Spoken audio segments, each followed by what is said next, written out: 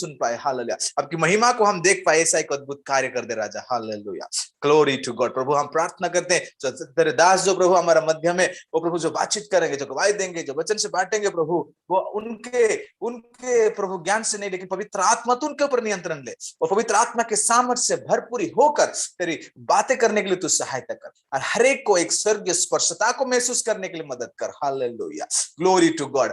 बड़ी बेदारी, हालेलुया, वो प्रभु शुरू होने पाए, हालेलुया, ग्रेट रिवाइवल तेरे वचन के द्वारा, ओ प्रभु तेरी उपस्थिति के द्वारा होने पाए, हम प्रार्थना करते हैं, ग्लोरी टू गॉड। प्रभु समय के लिए धन्यवाद, जितना भी समय हम बैठते हैं और प्रभु तेरे करीब आने के लिए सहायता कर, हमारा मन को, हमारा सोच को, हमारा भावनाओं को, सारे बातों को आपके चरण में सौंपते राजा, हालेलुया, पवित्र आत्मा के नियंत्रण में होने पाए हम प्रार्थना करते, हालेलुया, पवित्र आत्मा की अगुवाई से होने पाए हम प्रार्थना करते राजा, हालेलुया, पवित्र आत्मा तू कार्य कर, पवित्र आत्मा तू अपना महिमा को उंडेल दे, पवित्र आत्मा तू हम सभी को स्पर्श कर, पवित्र आत्मा तू तेरे दास के द्वारा कार्य कर, हालेलुया, ओ प्रभु पूरे समय को आपके चरण में सौंपते हैं राजा, हालेलुया, ओ प्रभु पूरे समय में आपकी उपस्थिति को महसूस करें, आपकी आवाज को सुने प्रभु, सारे बातों को आपके चरण में सौंपते हैं, आगे का पूरा समय को आपके चरण में सौंपते हैं, पवित्र आत्मा तू कार्य कर, सारे बातों के लिए धन्यवाद, आगे का पूरा समय आपके चरण में सौंपते हुए प्रभु यीशु मसीह के नाम से हम प्रार्थना मांगते हैं, आमेन, आमेन, आमेन, आमेन, आमेन, आमेन। थैंक यू पास्टर सानू, थैंक यू। मेरे प्रियो, आइए हम आगे बढ़े और इस समय हम एक गीत को सुनेंगे और उस गीत के अर्थ को समझते हुए आइए उस महान परमेश्वर की आराधना करें, उसकी प्रशंसा करें, उसकी स्तुति करें। Thank you Jesus.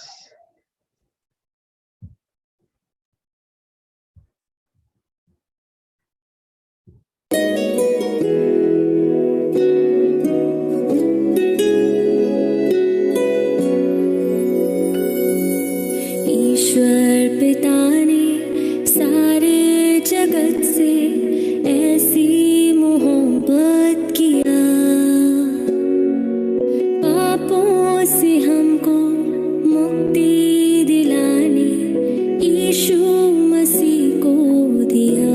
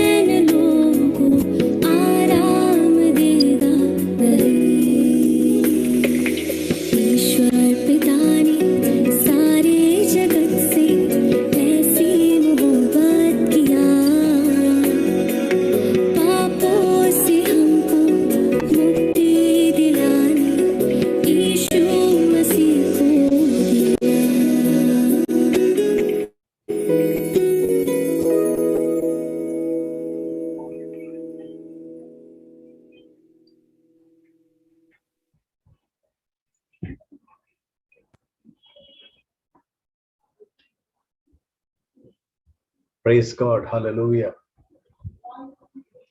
प्रभु के नाम की महिमा हो। इस अच्छे रात्रि काल के लिए परमेश्वर का हम धन्यवाद करते हैं। उसकी उपस्थिति में आने के लिए परमेश्वर ने इतना अच्छा सौभाग्य हमें दिया। उस महान परमेश्वर के जैसा कोई भी नहीं। हम कितना भी उसको शुक्रिया अदा करें, धन्यवाद बलि चढ़ाएं, वो कम होगा। आज रात्रि हम प्रभु के उपस्थिति में आए हैं और मुझे विश्वास है परमेश्वर हम सभी को अनुग्रहित करेगा, आशीषित करेगा। प्रभु के दास ब्रदर शिबू थॉमस हमारे मध्य में है। मैं उनको पास्टर बुलाता हूँ, वो नहीं चाहते कि मैं पास्टर बुलाऊंगा के मैं इसलिए बुलाता हूँ क्योंकि वो बहुत तेरे ना सताए हुए कलीसिया को अगुवाई देते हैं, चलाते हैं। तो इसलिए मैं उनको एक चरवाहा के रूप में मानता हूँ। लेकिन जो बड़ा उत्तरदायित्व वो लेकर बड़े बोझ के साथ पिछले लगभग 6 सालों से कर रहे हैं, उसके लिए कोई शब्द नहीं है मेरे पास। और मैं किसी भी शब्द से उनका परिचय कराऊं वो तो कम होगा। तो मैं चाहूंगा कि आप सभी बहुत ही ध्यानपूर्वक प्रभु के उपस्थिति में बैठे। पवित्र आत्मा हमसे बातचीत करेगा, मैं विश्वास करता हूं। और जब पवित्र आत्मा बातचीत करेगा, बस और क्या चाहिए। मेरी और आपकी आवाज भी जरूरत नहीं, हमें कुछ समझाने की भी जरूरत नहीं, क्योंकि पवित्र आत्मा सब कुछ समझा देगा। सो आज रात्रि बड़े आकांक्षाओं के साथ बैठे और उस समय परमेश्वर बातचीत करेगा। पास्टर शुभू को बहुत सालों से मैं जानता हूं। मैं बॉम्बे में 20 साल पहले बॉम्बे में आने से पहले भोपाल में ही था और उनके छोटे भाई हमारे साथ बाइबल कॉलेज में पढ़े हैं। और उसके अलावा सेवकाई में हम बहुत देर बार अलग अलग स्थानों में मिले, एक साथ सेवा किया, उठे बैठे बातचीत की। प्रभु की खिदमत में जहां कहीं भी मौका मिला हम लगातार जुड़ते रहे और जो कुछ भी हमसे हो सका हम करते रहे।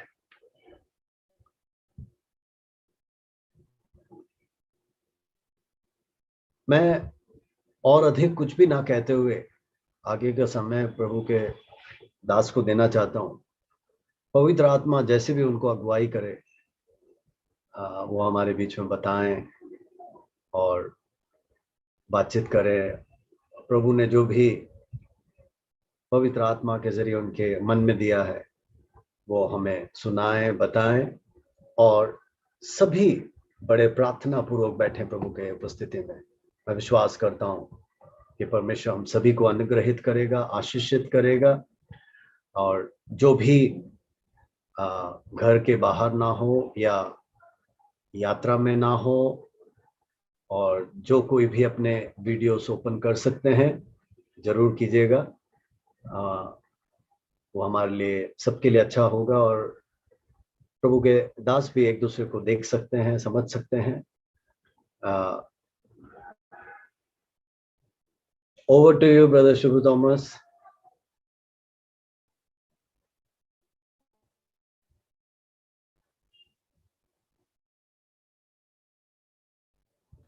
Sorry, till what time I have time?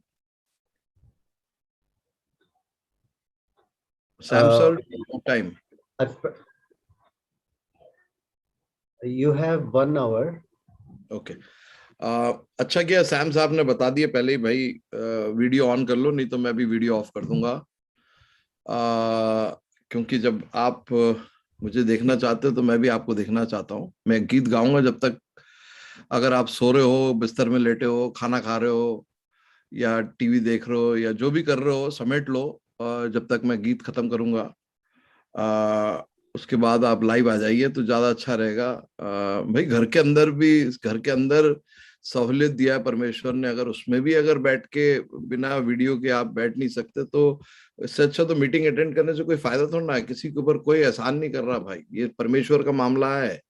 ये सैम भाई का या मेरा ये सब मामला नहीं है, परमेश्वर का मामला है ये। आपका और परमेश्वर के बीच का हिसाब किताब है। तो इतना ध्यान रखिए, अगर आप खाना वाना खा रहे हैं जल्दी निपटा लो। 2-3 मिनट में गीत गाऊंगा, जब तक समेट लेना। और सोफे वोफे में लेटे हो तो उठ जाओ, क्योंकि परमेश्वर को जहां 2 या 3 मेरे नाम से उपस्थित है, मैं उसके बीच में हूँ। अगर प्रभु उपस्थित है तो प्रभु को वो महिमा देना जरूरी है, नहीं तो कोई मतलब नहीं है। वैसी वाट लगी पड़ी है कम्युनिटी की, और आने वाले दिनों में ऐसी स्थिति बनी रही तो बहुत जल्दी काम पूरा हो जाएंगे। तुम जगत की ज्योति हो, तुम धरा के नमक भी हो। तुम जगत की ज्योति हो, तुम धरा के नमक भी हो। तुमको पैदा इसलिए किया, तुमको जीवन इसलिए मिला, उसकी मर्जी कर सको सदा। तुमको जीवन इसलिए मिला, उसकी मर्जी कर सको सदा। मिलकर गाओ। मैं जगत की ज्योति हूँ, मैं धरा का नमक भी हूँ। मैं जगत की ज्योति हूँ, मैं धरा का नमक भी हूँ। वो नगर जो बसे शिखर पर, छिपता ही नहीं किसी की नजर। वो नगर जो बसे शिखर पर, छिपता ही नहीं किसी की नजर। तुम्हारे भले काम चमके इस तरह, तुम्हारे भले काम चमके इस तरह। मिलकर गाओ। मैं जगत की ज्योति हूँ, मैं धरा का नमक भी हूँ। मैं जगत की ज्योति हूँ, मैं धरा का नमक भी हूँ। पड़ोसी से प्रेम तुमने सुना है, दुश्मनों से प्रेम मेरा कहना है। पड़ोसी से प्रेम तुमने सुना है, दुश्मनों से प्रेम मेरा कहना है। तभी तुम संतान परमेश्वर समान, तभी तुम संतान परमेश्वर समान। मैं जगत की ज्योति हूँ, मैं धरा का नमक भी हूँ। मैं जगत की ज्योति हूँ, मैं धरा का नमक भी हूँ। आंख के बदले आंख बुराई का सामना है, फेरो दूसरा गाल सह लो सब अन्याय। आंख के बदले आंख बुराई का मामला सामना है, फेरो दूसरा गाल सह लो सब अन्याय। ऐसा जीवन ही पिता को भाता है, ऐसा जीवन ही पिता को भाता है। मिलकर गाओ, मैं जगत की ज्योति हूँ, मैं धरा का नमक भी हूँ, मैं जगत की ज्योति हूँ, मैं धरा का नमक भी हूँ। मुझको पैदा इसलिए किया, मुझको जीवन इसलिए मिला, उसकी मर्जी कर सकूं सदा। Hallelujah, praise the Lord. प्रभु के नाम का धन्यवाद हो। बोलो कल्पना जी, एक सेकेंड स्टार्ट कर। हाँ, थैंक यू। परमेश्वर के नाम की स्तुति हो। सुंदर समय के लिए मैं परमेश्वर का धन्यवाद करता हूँ। परमेश्वर के दास पास्टर सैम और आप लोग के साथ संगति रखने के लिए प्रभु ने मेरी मदद की, इसलिए मैं प्रभु का धन्यवाद करता हूँ। अभी भी 50% से ऊपर लोगों ने वीडियो ऑन नहीं किया है। मुझे समझ में नहीं आता क्यों इतना मुश्किल है, इतना परेशानी क्या है वीडियो ऑन करने में। प्रभु की उपस्थिति में हो तो आप जरूरी है भाई। मैं बिना देखे नहीं प्रचार करूंगा, मैं वीडियो ऑफ कर दूंगा, उसके बाद अपन बिना वीडियो के आप देखना। मैं भी वीडियो, आप भी वीडियो, आराम से रहो, मैं भी आराम से रहता हूँ। परमेश्वर के नाम की स्तुति हो। एक वचन को पढ़ते हैं, गलातियों की पत्री 3 अध्याय उसका 3 आयत। कोई पढ़िए हिंदी में, मेरे पास अंग्रेजी बाइबल है, कोई हिंदी में पढ़ के मेरी मदद करिए प्लीज। यस, गलातियों 3:3। क्या तुम इतने निर्बुद्धि हो कि आत्मा से आरंभ करके अब देह की विधि द्वारा पूर्णता तक पहुंचोगे? आत्मा में आरंभ कर पढ़िए, अब देह की विधि द्वारा पूर्णता तक पहुंचोगे। मतलब शरीर से काम को पूरा करने की कोशिश कर रहे हो, मतलब यह है जड़ से करीब करना शुरू करो। एक second Sam, I have to just start a meeting, just give me 1 minute please. 1 second. Okay, no problem, no issue.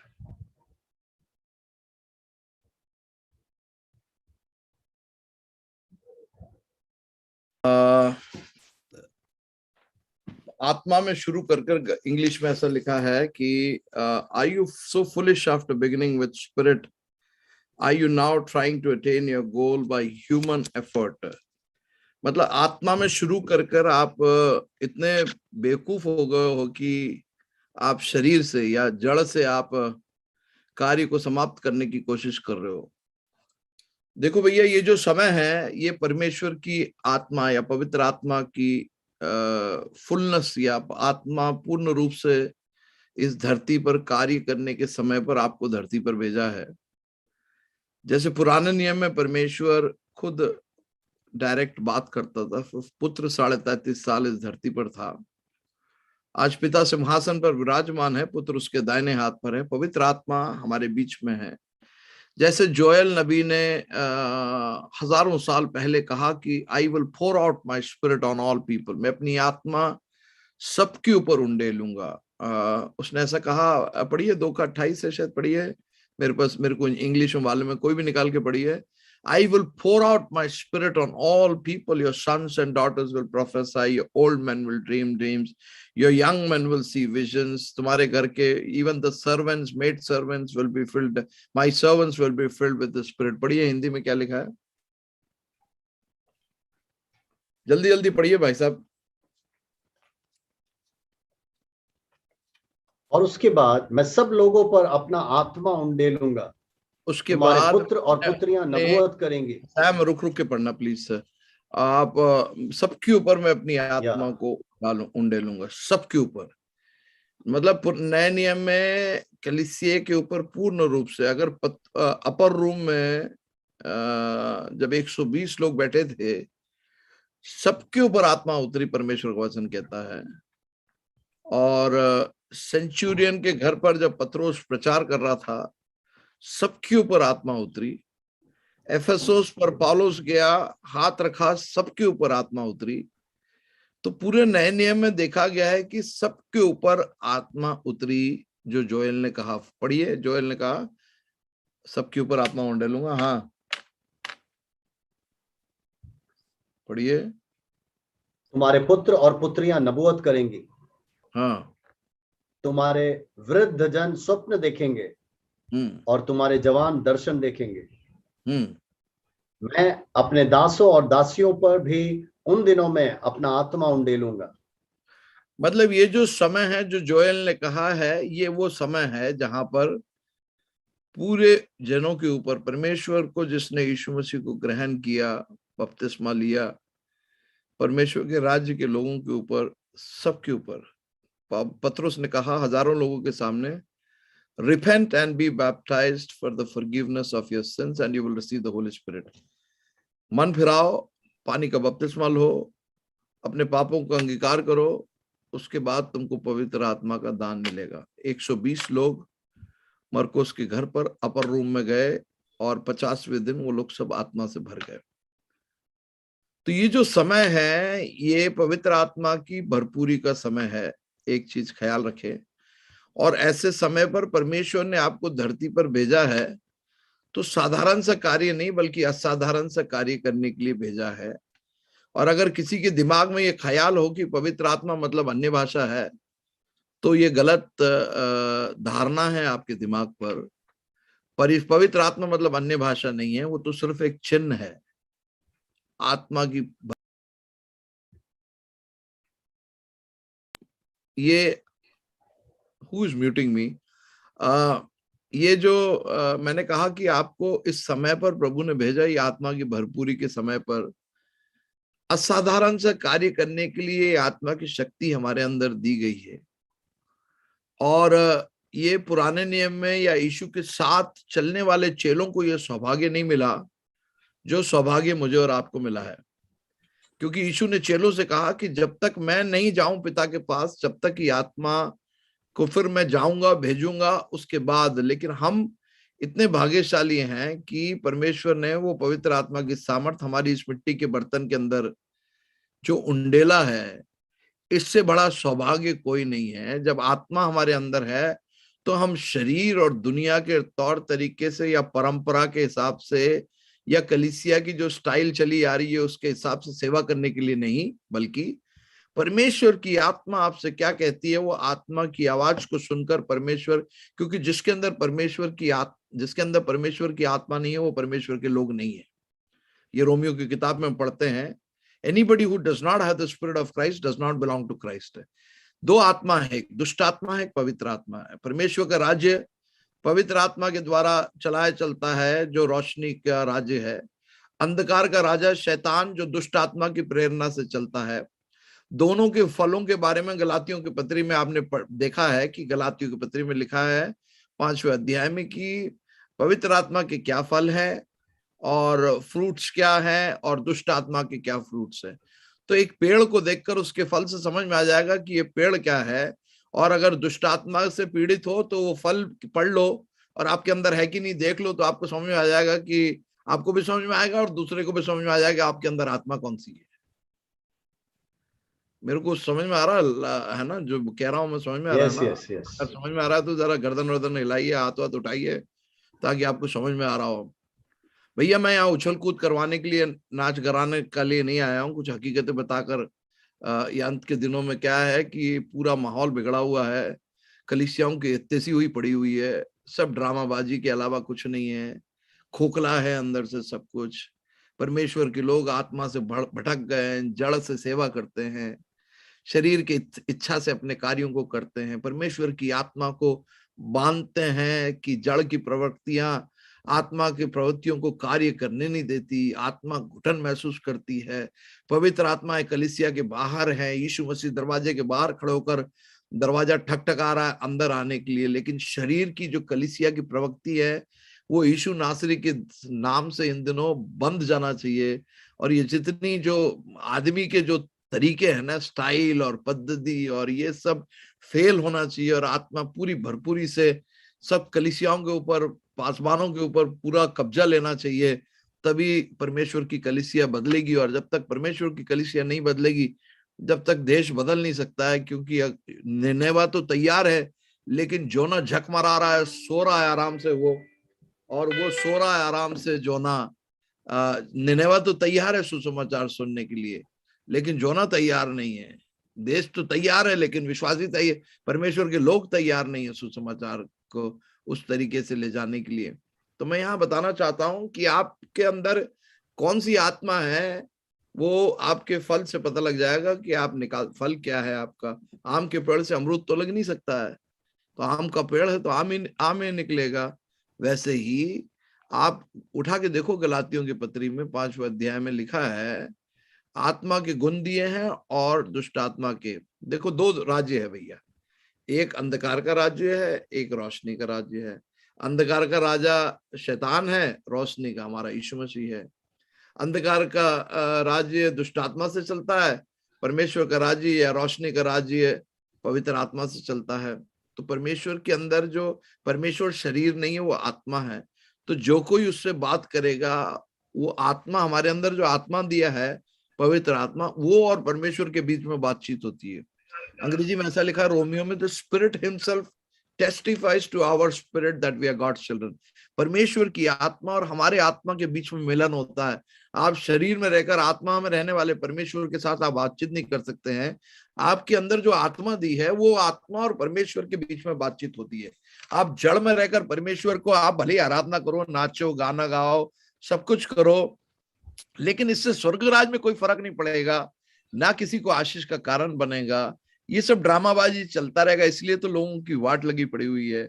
आते हैं कुएं के पास पानी पीने के लिए, लेकिन कुआं सूखा है और प्यासे ही लोग वापस चले जाते हैं। इसलिए आज ये परिस्थिति हो चुकी है कलीसियाओं की कि हम रिवाइवल की बात करते हैं, 200 दिन प्रार्थना, 400 दिन प्रार्थना। पहले खुद तो आत्मा के ऊपर अपने आप को समर्पण करो, उसके बाद ये सब कुछ हो जाएगा। तुम्हें ड्रामाबाजी करने की जरूरत नहीं है।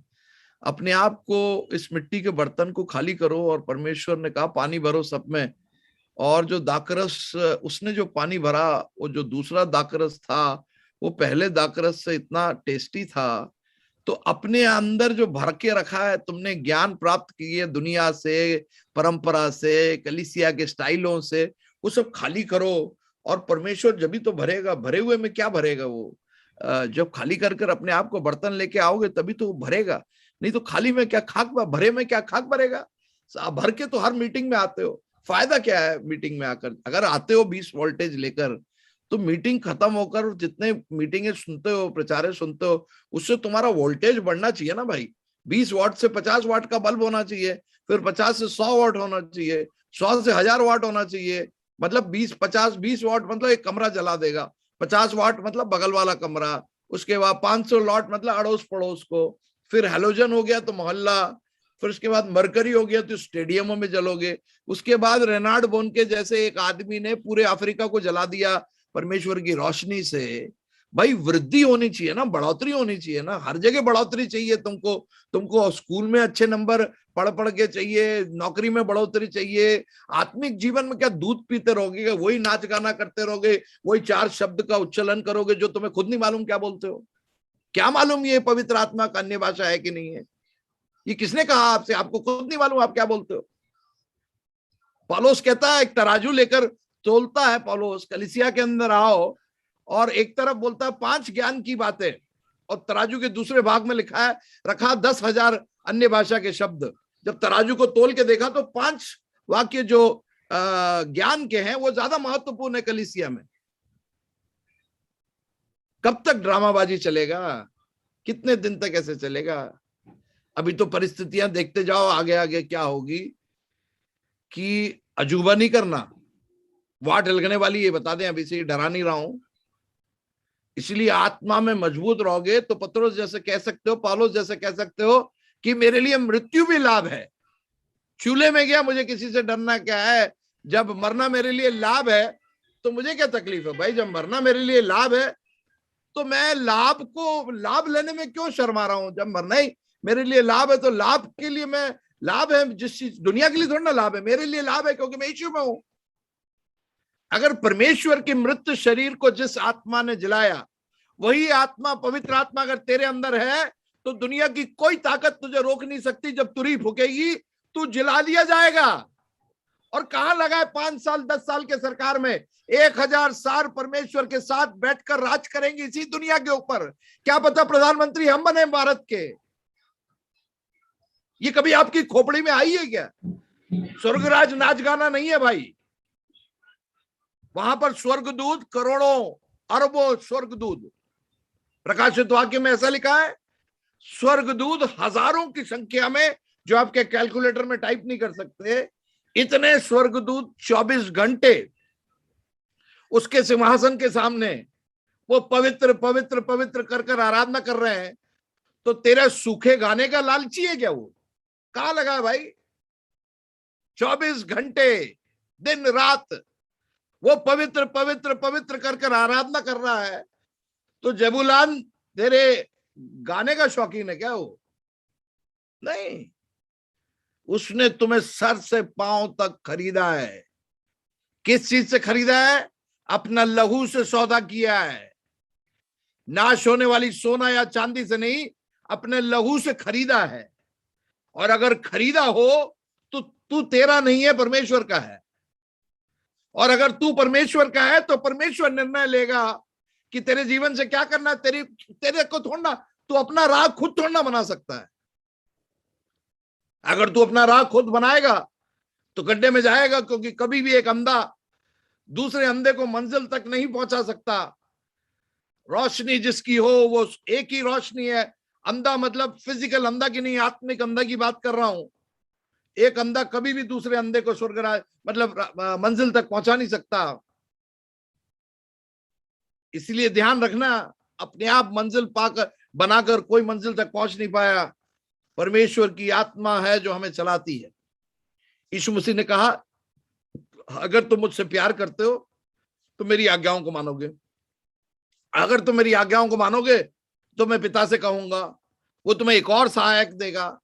यूहन्ना 14 में नीचे लिखा है कि वो सहायक का नाम है पवित्र आत्मा। वो सहायक है जो तुम्हारे लिए 24 घंटे उपलब्ध है। तुम्हारे दोस्त शायद तुम्हारे पास आ नहीं पाएंगे, तुम्हारे एक सेकेंड, हेलो,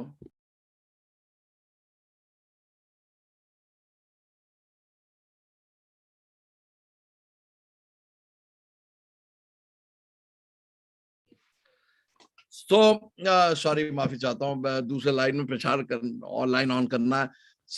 आप एक चीज समझ लो, इस बात को गहराई से समझने की कोशिश करो मैं क्या कहना चाह रहा हूं। भैया देखो, स्वर्ग राज जो है वो बीमारी, चंगाई और श्राप हटाना और गाड़ी घोड़ा बनाना और कंगाली दूर करना, ये सब कोई कहता है तो वो तुम्हें बेवकूफ बना रहा है। वो वचन के हिसाब से नहीं बता रहा, झूठ बोल रहा है। वो आपको लालच देकर आपको स्वर्गराज में खींचने की कोशिश कर रहा है। भैया देखो, जहां तक स्वर्गराज के लोगों की बात है, वो तू अपने माँ के पेट में उत्पन्न होने से पहले, धरती की नींव डालने से पहले उसने चुन कर रखा है लोगों को। वो हमें और तुम्हें नहीं मालूम, इसलिए हम हर किसी के पास यीशु का सुसमाचार लेकर जाते हैं। अगर कोई सुनता है तो ठीक है, नहीं सुनता तो पांव का धूल झाड़ो, आगे बढ़ो। ये किसने कहा कि आप उसके पीछे लगकर उसको मजबूर करो? अगर कोई आदमी कैंसर से मर रहा है तुम उसको लालच देते हो, बोलते हो यीशु मसीह ठीक करेगा, और उसको कलीसिया में घसीट के लाते हो। ये अधिकार किसने दिया है? जब तक पिता आकर्षित नहीं करेगा, पुत्र के पास कोई आ नहीं सकता। आप सर के बल खड़े हो जाइए। और अगर पिता ने किसी को आकर्षित कर दिया है तो दुनिया की कोई कानून उसको प्रभु के पास आने से रोक नहीं सकती। दोनों तरफ है। तो बहुत मगजमारी करके किसी को बेवकूफ बनाने की कोशिश मत करो। किसी को रोटी दे दोगे, किसी को चावल खिला दोगे, किसी को दाल खिला दोगे, बेवकूफ लोगों का बेवकूफ बना के हाथ उठवा दोगे, बपतिस्मा दिलवा दोगे, ये सब उसकी वाट लग जाएगी जो पादरी करता है ये काम। पौलुस कहता है, इतना बड़ा मिशनरी है पौलुस, वो गायस और स्तीफानोस के बारे में कहता है और एक और के बारे में कहकर बोलता है, मुझे तो याद नहीं है मैंने किसी को बपतिस्मा दिया है। इतना बड़ा मिशनरी है, लोग ऐसी तस्वीरें डालते हैं सोशल मीडिया में, लोगों को बपतिस्मा दिलाकर जैसे बहुत बड़ा तीर मार दिया उनने। उसकी औकात क्या है कि वो किसी को बपतिस्मा दिलवा देगा? वो तो प्रभु जब तक नहीं चाहेगा, ये स्वर्गराज का मामला है। मेरे घर पर अगर कोई आना है तो मैं अनुमति दूंगा, जब भी तो मेरे घर पे घुसेगा ना। नहीं तो कोई मेरे गेट के अंदर घुस सकता है क्या जबरदस्ती? अगर मेरे घर पे कोई प्रवेश नहीं करता तो ये तो स्वर्गराज का मामला है भाई। मेरा परमेश्वर डिसाइड करेगा कि कौन स्वर्गराज में प्रवेश करेगा, नहीं करेगा। इसमें मेरी और तुम्हारा क्या रोल है? हमारा रोल इतना है कि यीशु मसीह के बारे में बताओ। सैम अच्छा दोस्त है मेरा, मैंने अमित जी को पहचान करवा दिया सैम से। अब अमित और सैम के बीच का मामला है कि उनको दोस्ती निभानी है नहीं निभानी है। मैं जबरदस्ती थोड़ा ना कह सकता हूं कि अमित तुम दोस्त बनो इसका। दोस्ती कैसे करवा दोगे? जबरदस्ती करा दोगे किसी के साथ? मैं कैसे अमित को जोर जबरदस्ती कर सकता हूं भाई सैम से तू दोस्ती करना ही पड़ेगा तुम्हें? या ऐसे लालच दे दूं तू सैम से दोस्ती करेगा, बड़ा आदमी है, तुझे देख लेगा, तुझे फायदा होगा, और तेरे को जब कुछ प्रॉब्लम होगा, बड़ा आदमी है, जुगाड़ू है, ये सब सेटिंग करवा कर अगर सैम से मैं करवा दूं अमित की दोस्ती, उस लालच में कराओगे तो मैं धोखा दे रहा हूं अमित को। ये किसने कहा कि स्वर्गराज आप बढ़ाइए? आपका काम है यीशु मसीह के बारे में बताना। आदमी अंगीकार करे नहीं अंगीकार करे, अपने को उससे आपको कोई मतलब नहीं है। आपका काम ही नहीं है कि आप जबरदस्ती किसी को लाओ। आप ला भी नहीं सकते। अगर लाओगे तो सांप को दूध पिलाएगा, वही सांप तुम्हें डसेगा। क्योंकि जब कलीसिया सो रही थी ना, कलीसिया के अंदर भी ऐसे बहुत हैं जो प्रभु के नहीं है, बुरा मत मानना।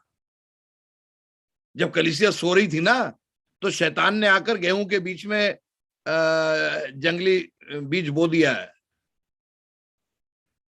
तो कलीसिया के अंदर जितने बैठे हैं, ये मत सोचना कि सब प्रभु के लोग हैं।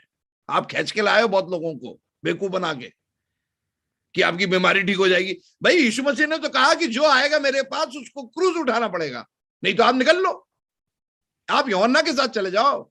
मेरे साथ जाओगे भैया, क्रूज उठाना पड़ेगा। क्रूज उठाना मतलब आपको मालूम है यीशु ने क्रूज उठाया तो गेत्सेमने से लेकर गोलगोता तक उसकी कैसे वाट लगी, कैसे लोगों के सामने उसको निंदा सहना पड़ा, कैसे उसके मुंह के दाढ़ी को खींच निकाला, कैसे उसके सर पर कांटों का मुकुट बनाया, कैसे उसके पीठ पर 39 बार कोड़े मारे, कैसे उसके पेट पर बाला छेदा, कैसे उसके हाथ पांव में कीले ठुके। ये सारे जो क्लेश है ये क्रूस के साथ के बेनिफिट है। लेकिन धरती का मामला कुछ दिन का है, यहां तो अनंत जीवन की बात हो रही है।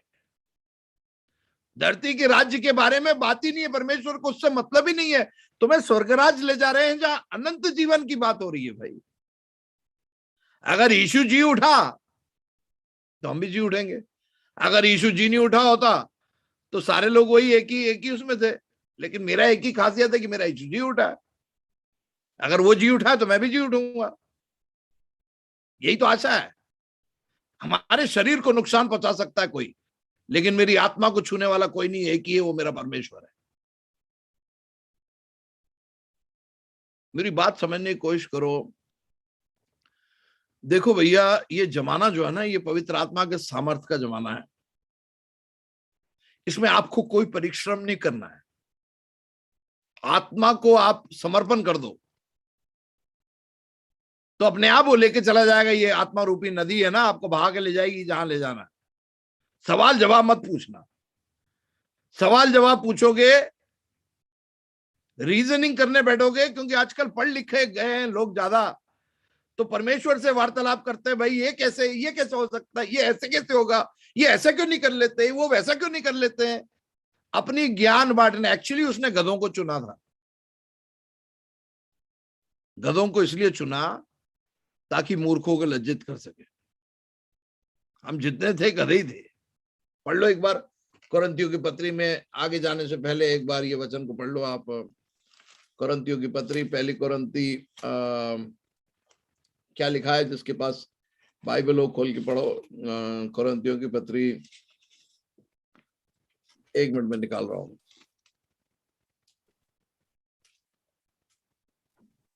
पहला अध्याय 18वां पद, 26वां पद पढ़िए। 18 क्या है? नहीं, 28-26 आयत पढ़िए।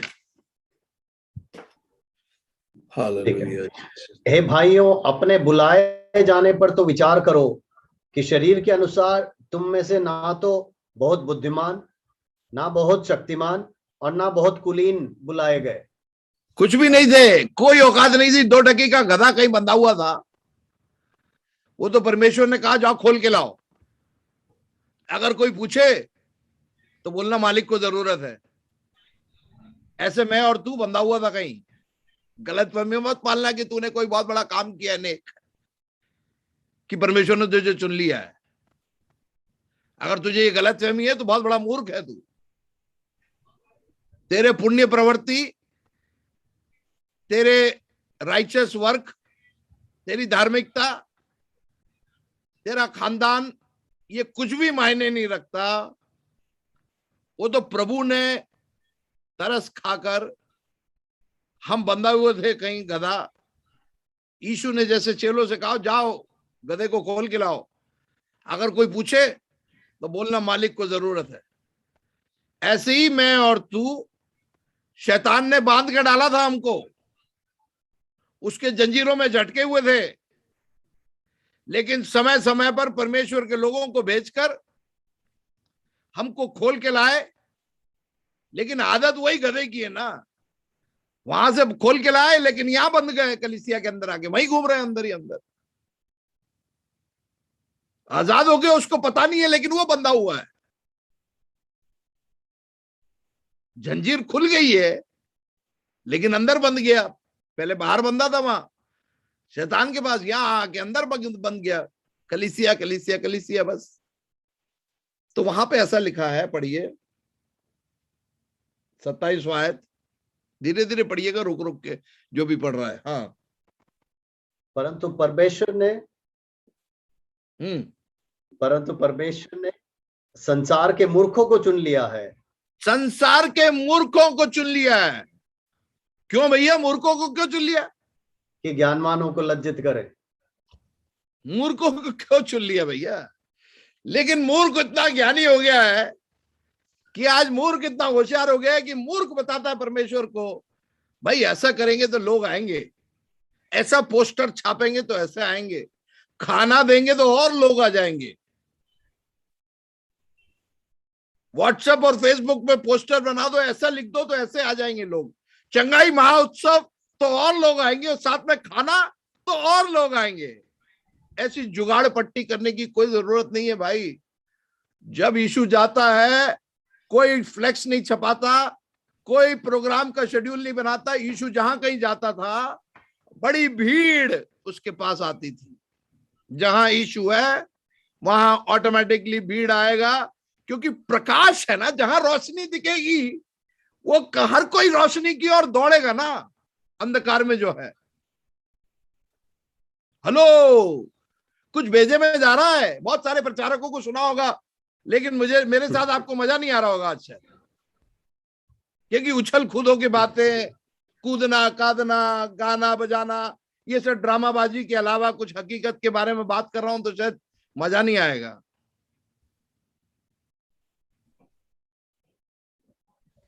भैया समझ रहे हो क्या बात को?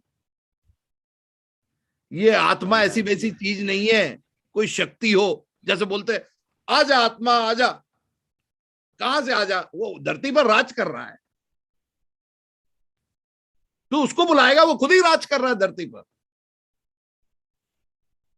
पवित्र आत्मा पूरी सामर्थ्य के साथ धरती पर कार्य कर रहा है।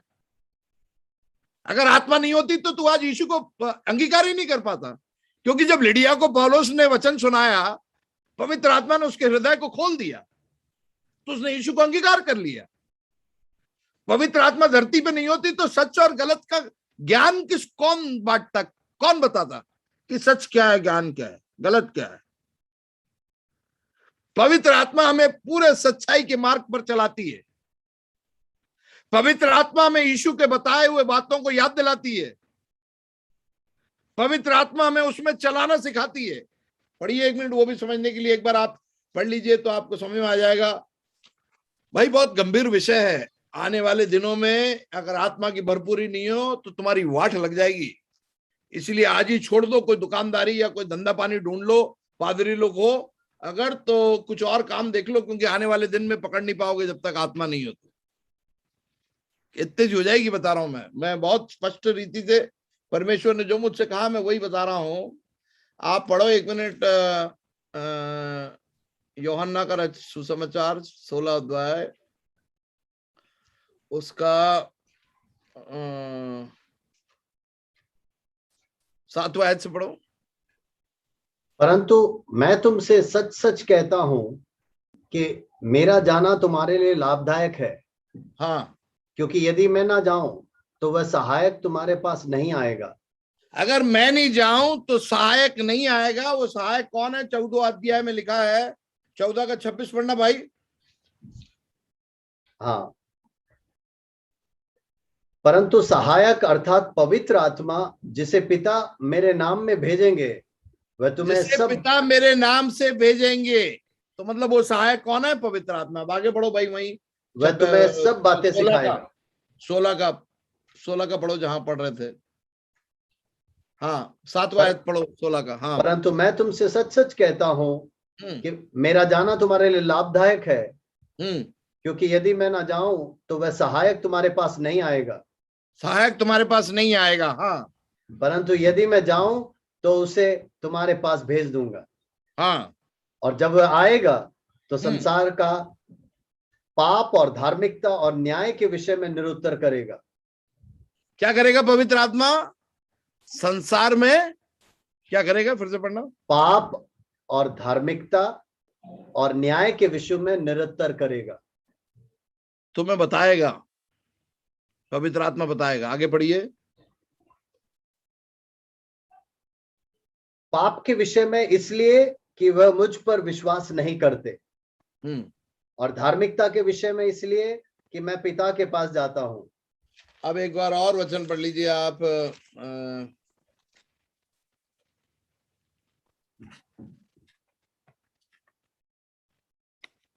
एक सेकेंड।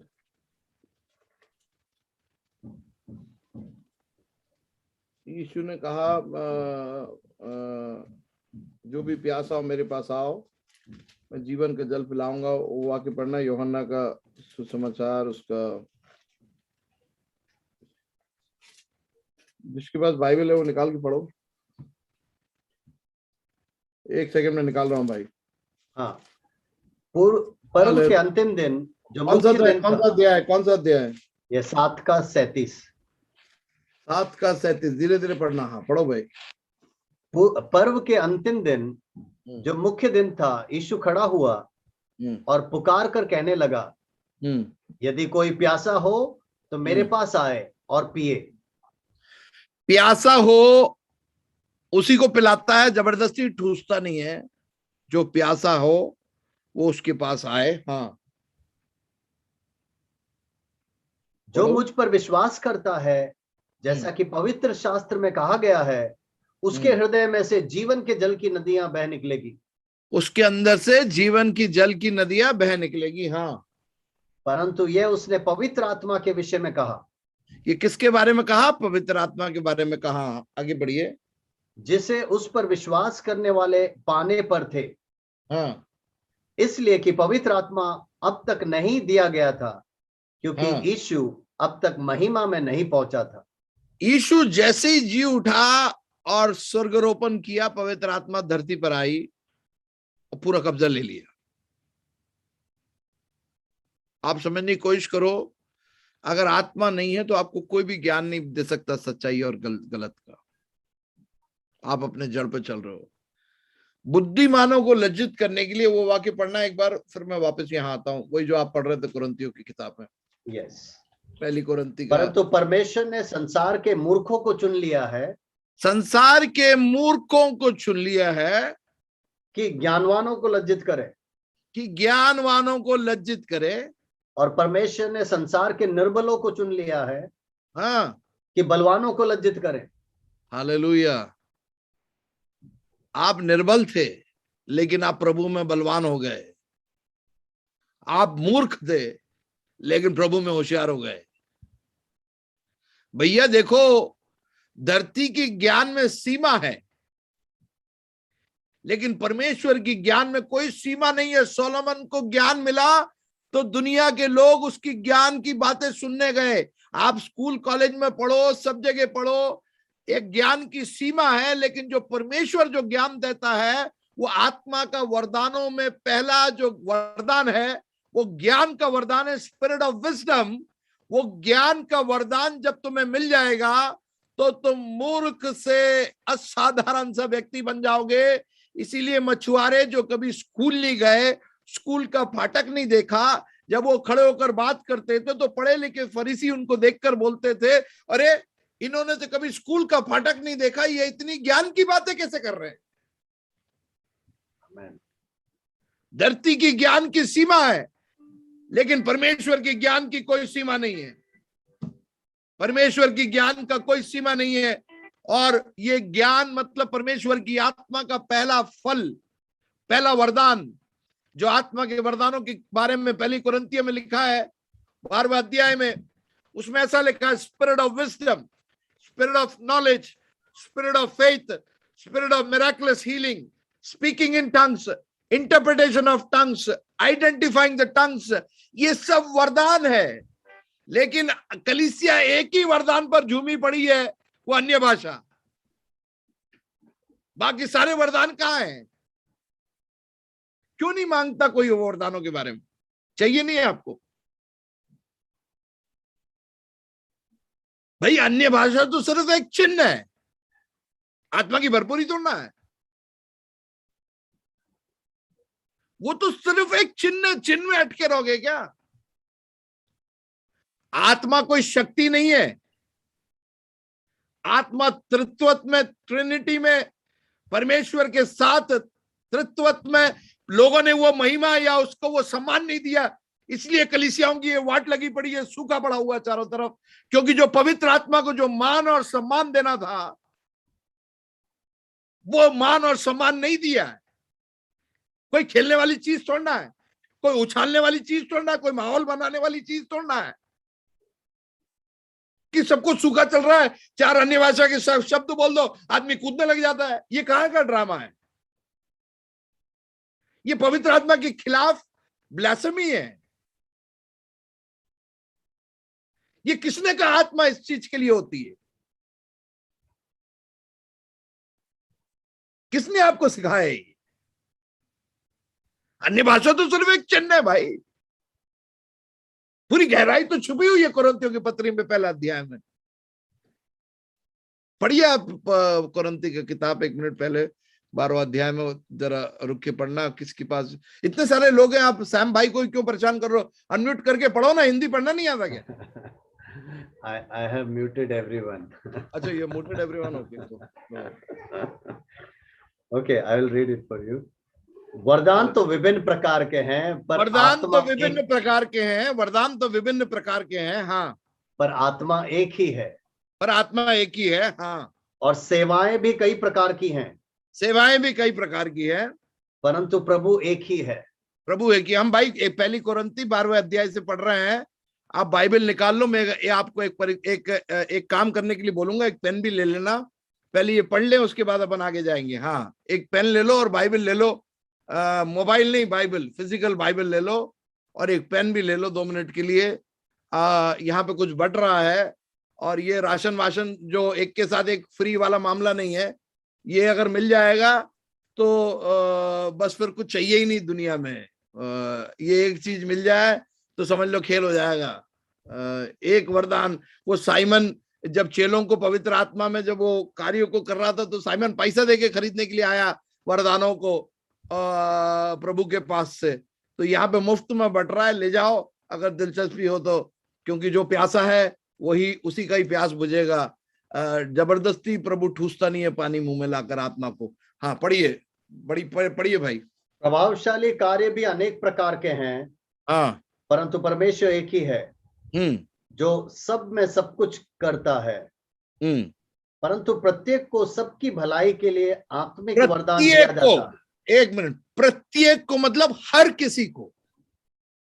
कलीसिया में अगर 100 लोग हैं तो 100 लोगों को। ये कोई पादरियों का अकेले का ठेका नहीं है, या वर्शिप लीडर का अकेले का ठेका नहीं है। प्रत्येक को, मतलब हर एक को, मतलब सबको,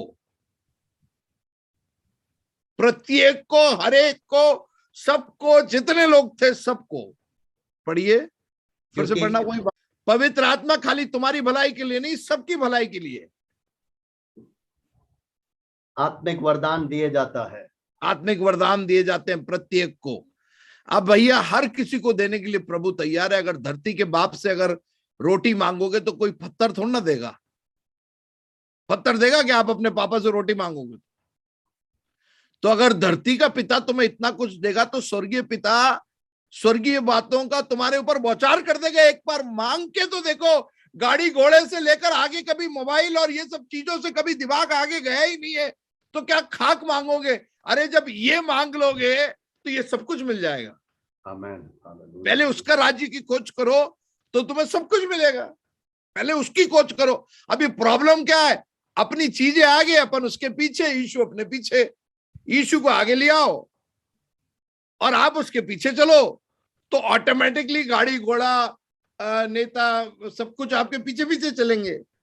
उल्टा है मामला भाई, गलत जा रहे हो आप। है रास्ता थोड़ा सा चेंज करो। आज जीपीएस बनकर आया हूं मैं, डायरेक्शन थोड़ा सा चेंज करने के लिए आया हूं मैं जीवन में। आपके सही राह पर चले जाओगे तो मंजिल जल्दी पहुंच जाओगे, नहीं तो भटकते रह जाओगे अंधकार में। सुना है ना वो जीपीएस जब चलता है तो take a right, wrong, take a U turn, वापिस आइए। यही करने आया हूं मैं।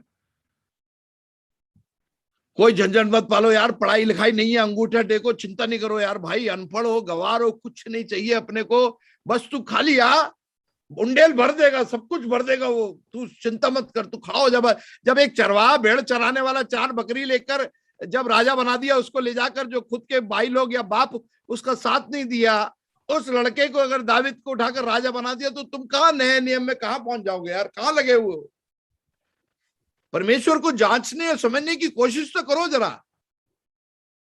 4 भेड़ थे, लड़ने का काम का नहीं, किसी काम का नहीं, जंगल में भेजा है। वो बेचारा भालू और बकरी शेरों से लड़ रहा है, 4 बकरी को चरा रहा है। वो भी 100-200 नहीं है, कुछ हाथ मुट्ठी भर के बकरियां हैं, उसको चराते चराते। लेकिन एक चीज है, परमेश्वर का हृदय प्रकार का मनुष्य था, इसलिए उसने उठाकर उसको राजा बना लिया। उसके हृदय प्रकार के तो बनो, एक बार बन के तो देखो, जिंदगी पलट जाएगी, बता रहा हूं मैं। मेरे बारे में कहने के लिए मेरे पास समय नहीं है, लेकिन मैं आपको बताना चाह रहा हूं। पढ़िए भाई साहब। क्योंकि एक को आत्मा के द्वारा बुद्धि का वचन, एक को आत्मा के द्वारा बुद्धि का वचन, और दूसरे को उसी आत्मा के द्वारा ज्ञान का वचन दिया जाता है। दूसरे को उसी आत्मा के द्वारा ज्ञान का वचन दिया जाता है। हाँ। किसी को उसी आत्मा से विश्वास का, हाँ। तथा किसी और को उसी एक आत्मा से चंगा करने का वरदान दिया जाता है। हाँ। पर किसी को सामर्थ के कार्यों की शक्ति दी जाती है, और किसी को नबूवत करने, हाँ, किसी को आत्माओं की परख, किसी को भिन्न भिन्न प्रकार की भाषाएं बोलने, और किसी को भाषाओं का अर्थ बताने का वरदान दिया जाता है। परंतु वही एक आत्मा ये सब कार्य करवाता है। एक आत्मा, पवित्र आत्मा यही सब कार्य को करवाता है। हाँ। और अपने इच्छा अनुसार जिसको जो चाहता है अलग अलग अपने इच्छा अनुसार जो चाहता है वो मांग लेता है, तो उसको मैं दे देता हूं। प्यास से तो होना चाहिए ना। अब पेन उठाओ और वो 9 वरदान जो दिए हैं उसमें से तुझे क्या चाहिए, तेरे बच्चों को क्या चाहिए, उसमें मार्क कर ले, ऐसे गोल बना ले उसको। अगर 9 चाहिए तो 9 मिल जाएगा, 1 चाहिए तो 1 ले ले। 1 भी मिल गया तो समझ लो नैया पार हो गया, यहां पे भी और स्वर्गराज में भी, दोनों जगह। आमीन। धरती का मामला नहीं है ये अकेला, स्वर्ग का मामला भी बता रहा हूं। ज्ञान की बातें क्या है भाई? स्पिरिट ऑफ विजडम, पहला ज्ञान। मैं आपको एक एग्जांपल बता देता हूं, क्या है ज्ञान की बात। स्पिरिट ऑफ विजडम क्या है? यीशु मसीह ने व्यभिचार करने वाली औरत को पकड़ा, सब लोगों ने पत्थर उठाया उसको मारने के लिए। पत्थर लिए, पत्थर लेके उसके पीछे ही औरत आगे भगते भगते यीशु के पास आ गई। यीशु ने नीचे मुंडी झुकाई और यीशु ने कहा जिसने पाप नहीं किया वो पहला पत्थर उठाओ और मार दो। तो क्या हुआ, सबने धीरे से पत्थर डाल लिए, निकल लिए। अगर यही जवाब उसको स्कूल की पढ़ाई, कॉलेज की पढ़ाई, धरती के ज्ञान से बोलता और जरा सा दाएं बाएं होता तो वो जितने पत्थर थे वो सीधे यीशु मसीह के सर पे पड़ते, क्योंकि लोग जुगाड़ में ही रहते थे उसको मारने के लिए हमेशा। तो वहां पर आप धरती की बुद्धि काम नहीं आई उसको। स्वर्गीय ज्ञान में परमेश्वर की आत्मा ने उसको कहा भाई ये जवाब है। बस एक जवाब के सामने कोई तर्क नहीं, कोई वाद विवाद नहीं, कोई पूछताछ नहीं, क्योंकि इतना मजबूत जवाब कि क्या आदमी पूछताछ करेगा।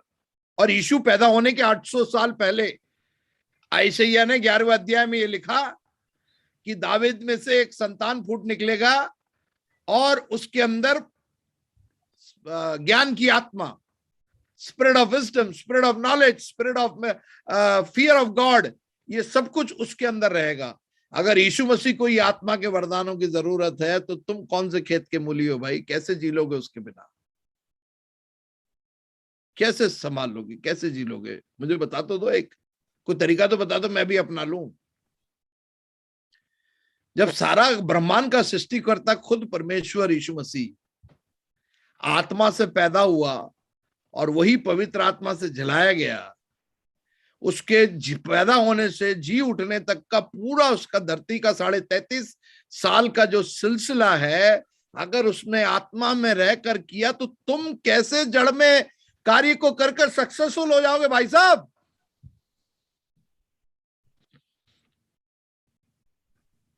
एक और ज्ञान की बात बताता हूं।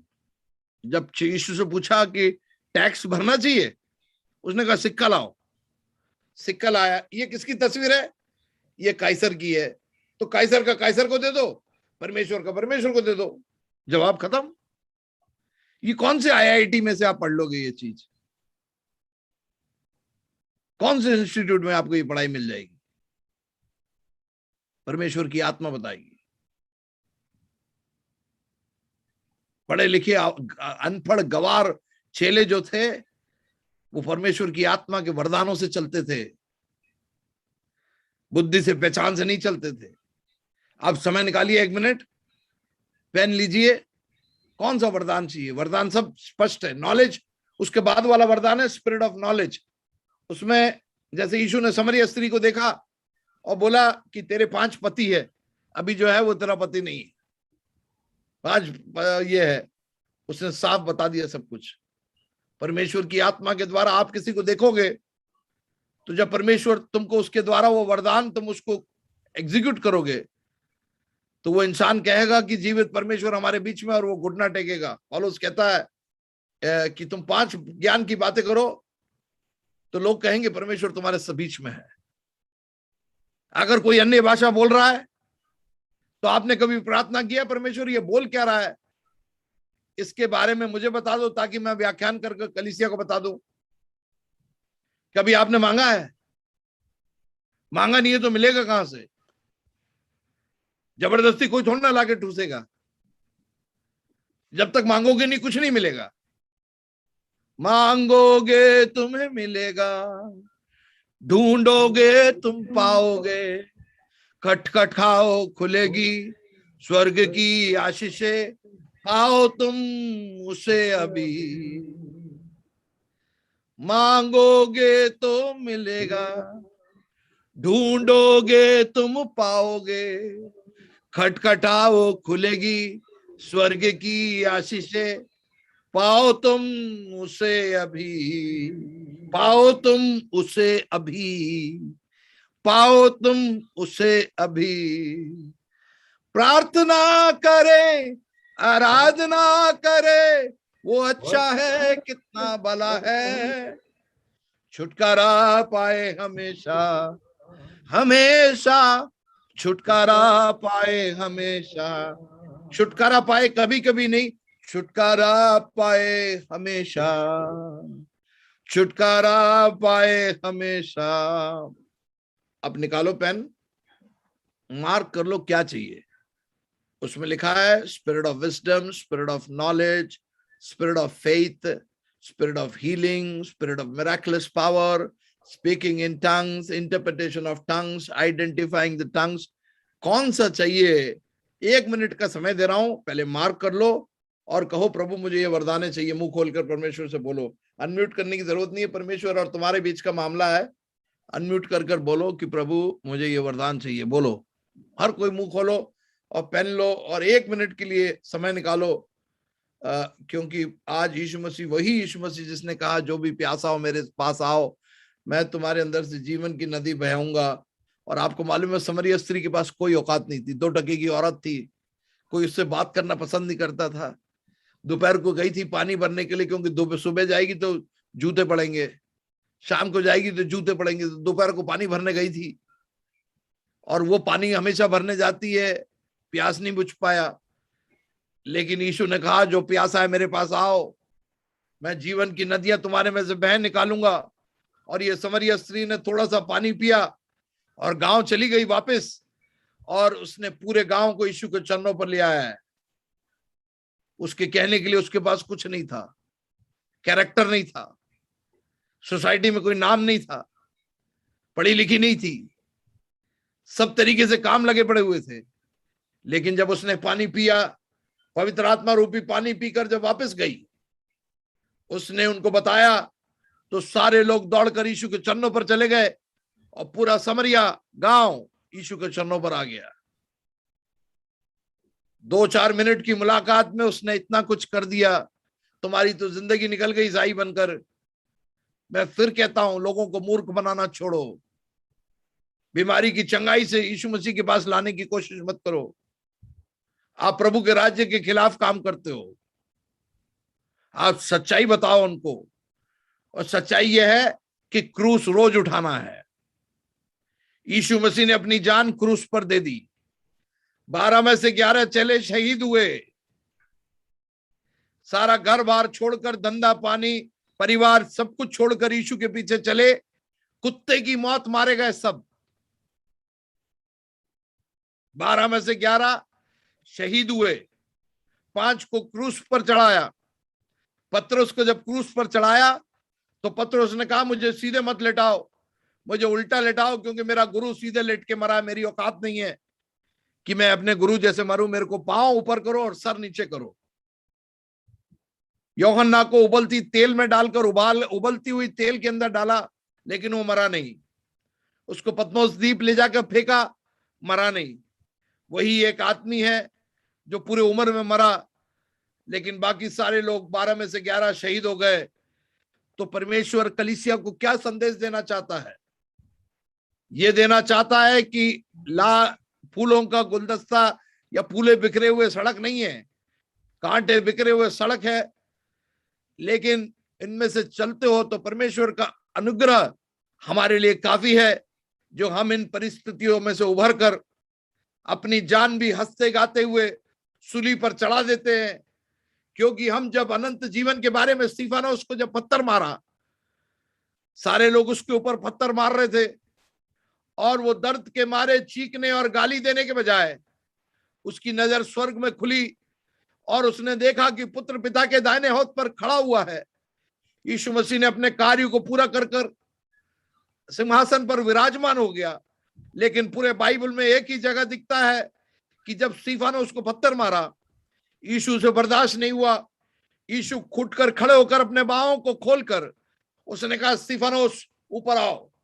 और जब उसने स्वर्ग को, यीशु को खड़े हुए देखा, तो यहाँ के पत्थरों का दर्द उसको एहसास ही नहीं हुआ। उसको ये पता ही नहीं चला, इतना सुन्न हो गया स्वर्गीय बातों के ऊपर कि धरती की जो पत्थर है, जो लोग मार रहे थे उसका दर्द महसूस ही नहीं हुआ। क्योंकि दूसरी तरफ यीशु खड़ा हुआ देख रहा है, अपने बाहों को खोलकर खड़ा है अपने पास बुलाने के लिए। तो ये पत्थरों का दर्द उसको महसूस ना होते हुए उसका शरीर सुन्न हो गया। और जब उसने स्वर्ग के बातों को देखकर स्वर्ग के कार्यों को समझा, तो उसको धरती का पत्थर कुछ नहीं लगा। वो सीना तान कर खड़ा रहा और उसने सोचा कि जितनी जल्दी पत्थरें और पड़े, उतना जल्दी मैं परमेश्वर के पास चला जाऊंगा। ये सोचकर बैठा है, सताओ, क्लेश परेशानी हमें तोड़ती नहीं है, लेकिन सोना आग के अंदर जैसा मजबूत होकर निकलता है, वैसे ही सोनार के पास में से होकर, आग के अंदर से होकर हम जब निकलते हैं, सोना अपना असली रूप लेकर बाहर निकलता है। और जब सोना अपने असली रूप लेकर इस धरती पर निकलेगा तो स्वर्ग में सोने की मुकुट आपके लिए तैयार होगी। जब तक आप इस क्लेश को नहीं सहोगे, जब तक आपको वहां कुछ नहीं मिलेगा। यहाँ का गाड़ी, यहाँ का मकान, यहाँ का बैंक बैलेंस, यहाँ की पढ़ाई लेकर आप स्वर्ग जा नहीं सकते। अगर स्वर्ग लेकर जा सकते हो तो एक ही चीज है कि यीशु के लिए कष्ट सहो, यीशु के लिए निंदा सहो, यीशु के लिए पीड़ा सहो, यीशु के लिए मौत सहो, यीशु के लिए सब कुछ सहो, तब तुम लेकर वहां कुछ जा सकते हो। और वहां पर यीशु बहुत जल्दी आने वाला है। उसने कहा कि मैं जा रहा हूं, मैं तुम्हारे लिए एक जगह तैयार करने जा रहा हूं, जगह तैयार करके मैं तुम्हें आऊंगा, मैं तुम्हें लेकर जाऊंगा, तुम मेरे साथ युगानुयुग रहोगे। और वहां पर ना दुख होगा, ना क्लेश होगा, ना आंसू होगा, ना कोई तकलीफ होगी, लेकिन सांप के बिल में बच्चे हाथ डाल के खेलेंगे, शेर और बकरी एक साथ घास चरेगी। हम उस समय राज करेंगे, सिंहासन पर प्रभु बैठा होगा और हम सिंहासन के बगल में बैठे होंगे परमेश्वर के साथ राज करने के लिए। राज जब ही कर सकते हैं जब धरती के कष्टों को हम झेल सके, हम उसको ओवर पावर कर सके। एक वाक्य को पढ़कर मैं अपने संदेश को विराम देना चाहता हूं। प्रकाशित वाक्य, रेवलेशन के 2 वाक्य को पढ़कर मैं अपने संदेश को विराम दे रहा हूं। प्रकाशित वाक्य में ऐसा लिखा है, उसके दूसरे अध्याय में, उसके दूसरे अध्याय के दूसरे अध्याय के 26वां आयत पढ़िए।